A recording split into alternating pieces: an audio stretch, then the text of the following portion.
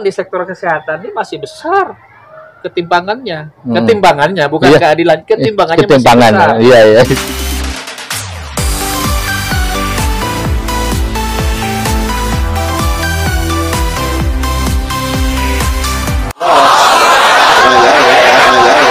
Assalamualaikum warahmatullahi wabarakatuh. Kita berjumpa lagi dengan Kerajaan 24 TV Channel.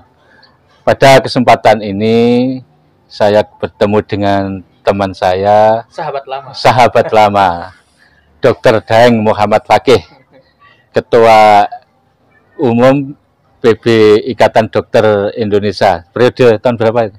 2018-2021. Oh iya, pas ya. Satu periode. Cuman perpanjangan sampai 2022. Iya. COVID. COVID ya. Gimana kabarnya sekarang? Alhamdulillah. Masih nekuni profesi dokter apa gimana? Di profesi dokter masih, di ID masih pengurus. Sekarang posisinya istilahnya ketua purna. Oh, ketua purna ya. Ketua purna. Jadi setelah ketua umum itu istilahnya ketua purna. Di ID biasanya dijadikan ketua purna. Iya, di ID ini kan unik kan. Ketua yang akan datang udah dipilih. Ketua yang akan datang udah dipilih tapi posisinya masih wakil ketua. Wakil ketua kan gitu maksudnya. Uniknya lagi setelah ketua umum itu diposisikan sebagai ketua purna. Jadi ada tiga itu, ketua umum, ketua terpilih, ketua purna. Sekarang posisi ketua purna kalau ini, cuman sekarang juga di kampus. Ngajar juga. Diamanai jadi rektor di kampus Universitas Muhammad Husni Tamrin. Oh, rektor berarti. Aduh, ini dari dulu itu kan sampean ini kan aktif di keorganisasinya. Ya. Terus kira-kira prakteknya gimana itu? Ya, dulu saya aktif praktek. Oh, praktek ya. Di Tomang itu dulu ya? Ya, di Klinik Tomang. Jadi sambil aktif di organisasi, masih praktek aktif juga. Tapi mulai kesulitan ngatur waktu praktek itu setelah menjadi sekjen. Oh. Setelah jadi sekjen ini baru mengurangi praktek, bahkan sempat terhenti praktek. Sampai sekarang saya belum memulai lagi nih praktek. Sudah kangen mau praktek lagi. Sebagai seorang aktivis itu kan tidak bisa berhenti. Nah, habis dari ID kan memimpin organisasi sekelas ID tingkat nasional, pengurus besar kan. Nah, terus kira-kira mau ke depannya ini mau ke arah mana lagi ini? Ini apa ya? Nunggu arah angin ke mana dan nunggu hilalnya munculnya di mana. Jadi sekarang yang pasti sudah di kampus dan memang ada kawan-kawan yang dorong, terutama kawan-kawan profesi untuk mencoba istilah kawan-kawan itu mewakafkan waktulah di politik kan. Politik ya. Nah, tetapi yang dimaksud kawan-kawan itu politik yang mencoba mengadvokasi kepentingan pelayanan kesehatan. Ini masih dicari-cari celahnya ini, cocok apa tidak? Cocok kita lanjutkan, kalau nggak cocok, nggak baik ya udah. Gitu. Tapi sudah jelas partai mana yang mau diikuti kan gitu. Ya sudah ada yang sudah kira-kira akan menjadi jalur untuk menyalurkan aspirasi. Insya Allah. Kalau misalnya jadi berarti spesifik di komisi bagian kesehatan itu. Ya karena saya kan bergelutnya lama di bidang kesehatan dan baru-baru ini kan bergelut di bidang pendidikan.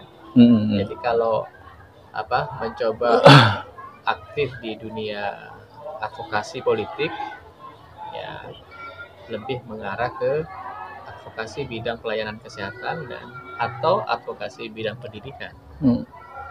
Nah, saya dengar katanya di Nasdem ini, terus tumpuannya itu. Nah, ini masih terus mendekati Nasdem, tapi kan belum ada ya.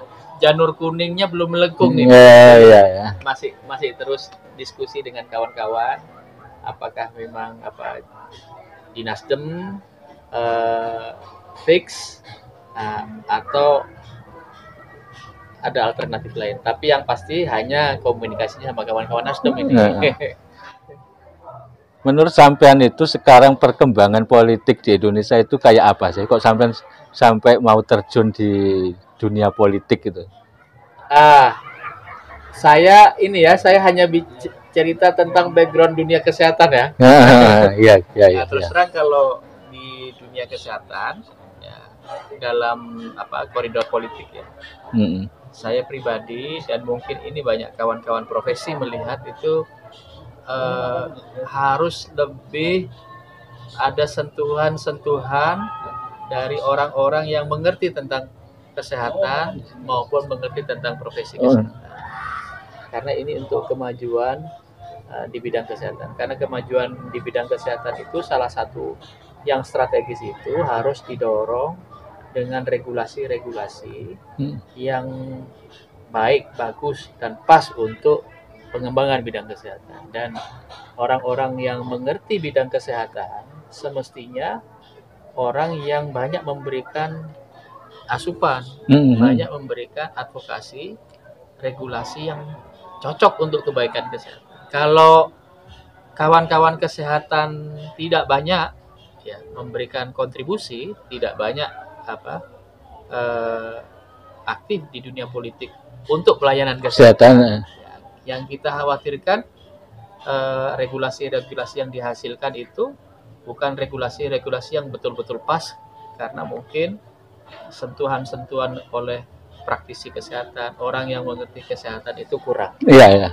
Kan sering ada ada pepatah ya.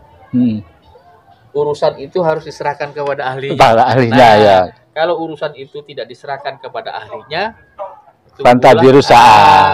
tunggulah urusan itu akan hancur lah. Akan hancur, akan berantakan. Minimal tidak baik lah. Iya.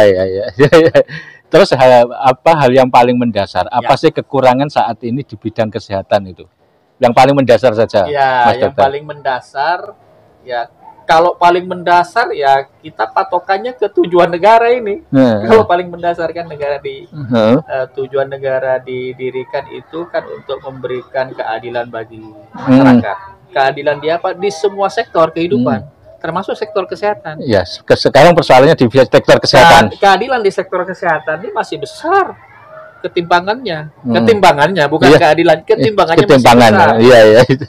Contoh ya, kalau di pelayanan kesehatan itu kan ada pelayanan tingkat pertama atau pelayanan primer, pelayanan dasar, pelayanan tingkat lanjutan. Yang pelayanan primer tingkat dasar aja masih banyak daerah-daerah yang belum ada fasilitasnya. Bagaimana dia mau mengakses pelayanan kesehatan, fasilitasnya masih belum tersedia.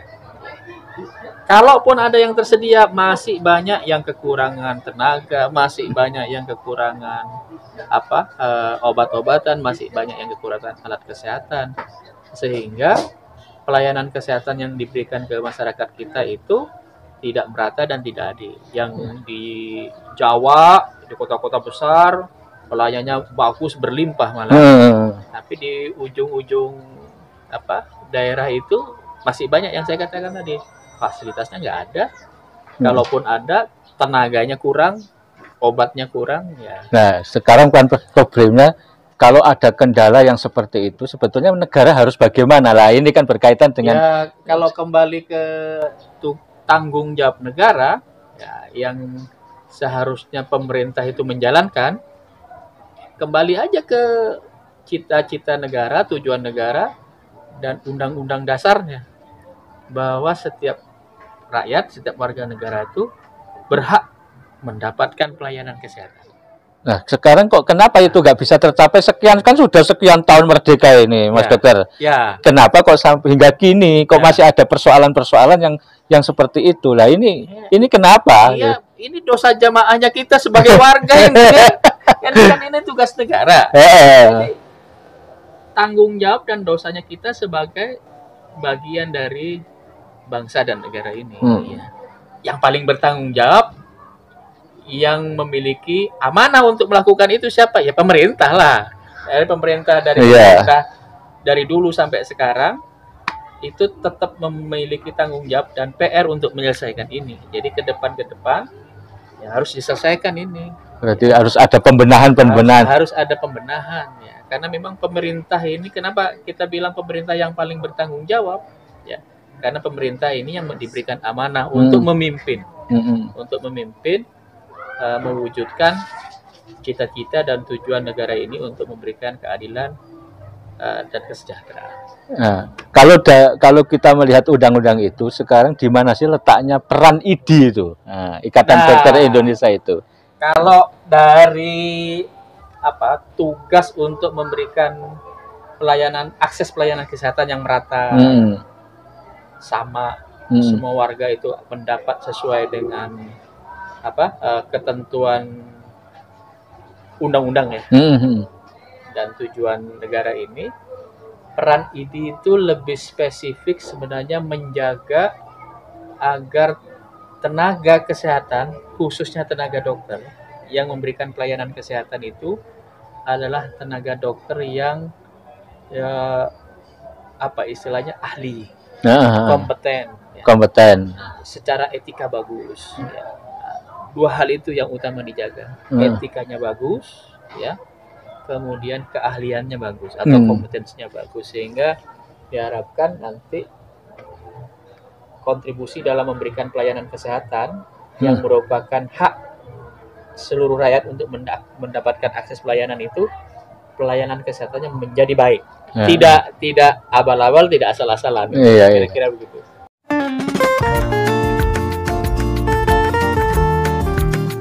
Ya, sekarang ini kan ya ini ada kaitannya dengan persoalan sekarang ini. Ya. Ada peran pemerintah, ada peran IDI sebagai seorang. Betul. Nah, tapi kan akhir-akhir ini ada undang-undang kesehatan. Nah, ini kan yang aktual gini ya.